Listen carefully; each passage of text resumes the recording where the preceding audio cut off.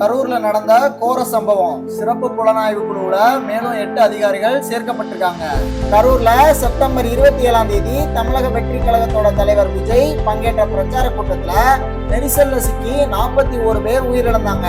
100க்கும் மேற்பட்டோர் காயமடைஞ்சாங்க. இந்த சம்பவம் நாடு முழுவதும் மிகப்பெரிய அதிர்ச்சியை ஏற்படுத்துச்சு. கூட்ட நெரிசலுக்கு உண்மையான காரணம் என்ன என்பதை கண்டறிய தமிழக அரசு ஓய்வு பெற்ற நீதிபதி அருணா ஜெகதீசன் தலைமையில ஒரு நபர் ஆணையத்தை அமைச்சாங்க.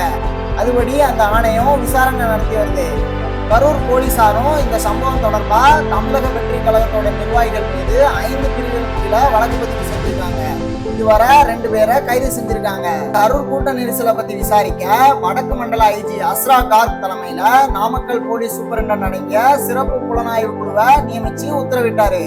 இதை தொடர்ந்து கூட்ட நெரிசல் ஏற்பட்ட இடத்துல ஐஜி அஸ்ரா கார்க் தலைமையிலான சிறப்பு புலனாய்வு குழு விசாரணை நடத்திட்டு வருது. இந்த நிலையில ஐஜி அஸ்ரா கார்க் தலைமையிலான சிறப்பு புலனாய்வு குழுவுல டிஎஸ்பி, ஏடிஎஸ்பி, ஆய்வாளர்கள் என இன்னும் 8 அதிகாரிகள் சேர்க்கப்பட்டிருக்காங்க.